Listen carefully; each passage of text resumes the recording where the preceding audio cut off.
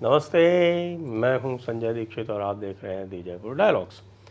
Melt down का season चल रहा है, आपको पता है बहुत सारे मेल्ट डाउन हो चुके हैं, हो रहे हैं। राम मंदिर का melt down global melt down था। अब उसके बाद ज्ञानवापी का मेल्ट डाउन जो है वो भी ग्लोबल मेल्ट डाउन के आसपास ही है। अभी उस लेवल तक तो नहीं पहुंचा है लेकिन पहुंच रहा है। और जैसे कि ये 2 मेल्ट डाउन पर्याप्त नहीं थे, अब तीसरा मेल्ट डाउन शुरू हो गया है। अब हम क्या कह सकते हैं, इन लोगों की किस्मत ही ख़राब है, मेल्ट डाउन पे मेल्ट डाउन होना पड़ रहा है। इतना मेल्ट हो जाएंगे कि कुछ बचेगा ही नहीं।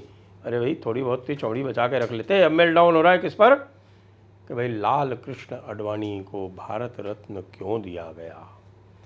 अब ये यही लोग हैं जिनके हम नाम आपको बताएंगे, इनके कुछ ट्वीट्स भी आपको दिखाएंगे। वो लोग हैं, वही लिबरल इस्लामी इकोसिस्टम वाले लोग हैं जो कर्पूरी ठाकुर को जब भारत रत्न दिया था 3-4 दिन पहले, तब कह रहे थे कि ये देखिए कर्पूरी ठाकुर को दे दिया लेकिन अपने आदमी को नहीं दिया। लो भाई, आपकी ख्वाहिश पूरी हो गई, आपकी तमन्ना पूरी हो गई, आपकी जो भी तवक्को थी वो पूरी हो गई, आपकी आशा आकांक्षा अपेक्षा पूरी हो गई। तो अब क्या समस्या है भाई। अब हमारी आरफा खानम शेरवानी क्या बोलती है। कौन है ये सस्ती शेरवानी, आपको पता है, वायर लायर जिसकी खाट खड़ी हो रही है। अभी अभी जो है इनके कितने सारे झूठ पकड़े गए हैं, आपको भी पता है। और इन्होंने अब वायर लायर वालों ने पंगा किससे ले लिया है, अब हेमंत बिश्व शर्मा से पंगा ले लिया है। तो अब हेमंत बिश्व शर्मा से पंगा लेने का क्या मतलब होता है, ये तो इन लायर वालों को बता दिया जाएगा। वायर लायर जो भी हैं ये।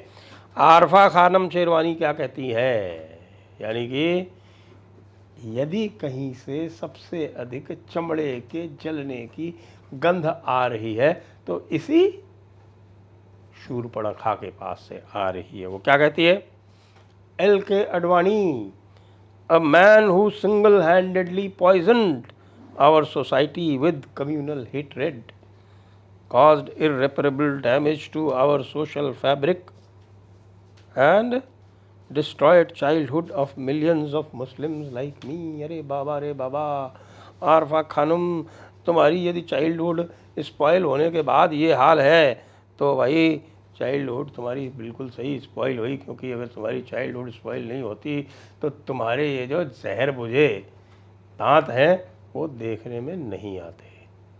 फिर और भी लोग हैं, तरह तरह की बातें बोल रहे हैं। मैं आपको एक थ्रेड मेरे पास है, वो थोड़ा थोड़ा पढ़ के बता देता हूँ। कि भाई सबसे पहले तो रथ यात्रा की बात करते हैं कि भाई रथ यात्रा से इन्होंने जो है वो बहुत लोगों को कष्ट दिया। लेकिन ना, इससे पहले, आज से पहले ये लोग बहुत ही अधिक सहानुभूति रख रहे थे। लाल कृष्ण आडवाणी से कह रहे थे कि भाई इनको राम मंदिर में क्यों नहीं बुलाया जा रहा है, इस राम मंदिर का सारा श्रेय जो है वो लाल कृष्ण आडवाणी को मिलना चाहिए। और जब उनके शिष्य ने राम मंदिर का सारा श्रेय उनको देने के लिए उनको भारत रत्न की घोषणा की, तो कह रहे हैं कि क्यों दिया जा रहा है, रथ यात्रा कराई उन्होंने। फिर कहते हैं कि साहब कि ये जो है इसका जो फ्यूचर जो है इसका बहुत गड़बड़ होगा। क्यों गड़बड़ होगा, ये देखिए, ये है एक उमर फारूक साहब, ये क्या कहते हैं। कहते हैं कि आगे के जो भारत रत्न होने वाले हैं वो होने वाले हैं नूपुर शर्मा, यति नरसिंहानंद, काजल हिंदुस्तानी, राजा सिंह। वैसे आपको ये बता दूं कि ये वास्तव में भारत रत्न के अधिकारी हैं, इनको मिलना ही चाहिए। तो तुम उमर फारूक अगर परेशान हो रहे हो तो बेजा परेशान हो रहे हो। और भी देखिए, आप, मैं बताता हूँ आपको, वही वाली बात, सिंगल हैंडेडली रिस्पॉन्सिबल।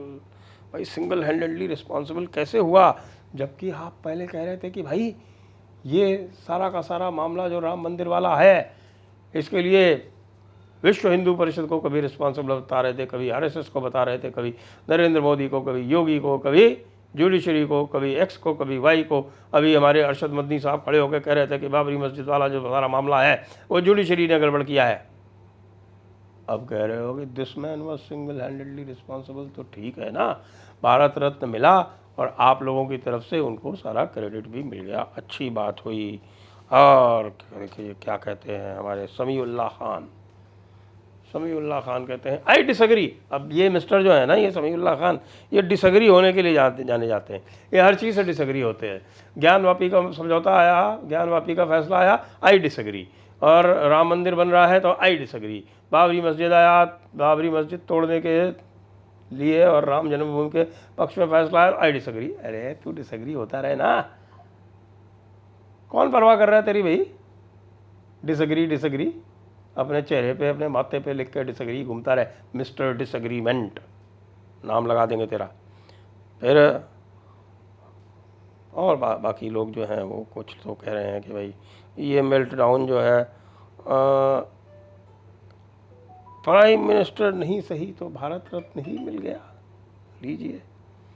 फिर कोई कह रहे हैं कि साहब ये तो शेमफुल है, दिस इज़ वेरी शेमफुल। और कुछ लोग तो रोने के कगार पर आ गए हैं, और कुछ लोग धमकियां दे रहे हैं। कुछ लोग जो हैं वो कह रहे हैं कि ये कैसी लीडरशिप है, बाबरी मस्जिद की लीडरशिप इनकी थी, इनके लीडरशिप में डिमोलिश की गई मस्जिद हम कभी नहीं भूलेंगे।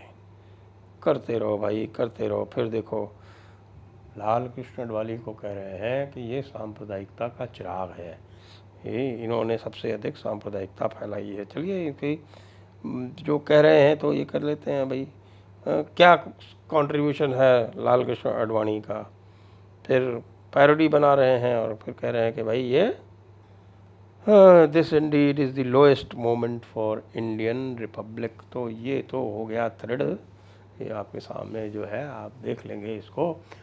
लेकिन भाई मुझको ये बताओ कि ये जब आपको सारी समस्या आ रही है तो इस सारी समस्या में बाकी जितने भी तुम्हारे सैयद शहाबुद्दीन जैसे लोग, और इस वक्त जो अरशद मदनी जैसे लोग और असदुद्दीन ओवैसी जैसे लोग, ये क्या प्रेम की गाथाएं बाँच रहे हैं? इनके आपको कभी समस्या नहीं दिखाई पड़ती। ये जो इस समय की जो मुसलमानों की लीडरशिप है, जो इनकी क़यादत है, वो यही करते करते अपनी पूरी ऐसी तैसी करा लेगी।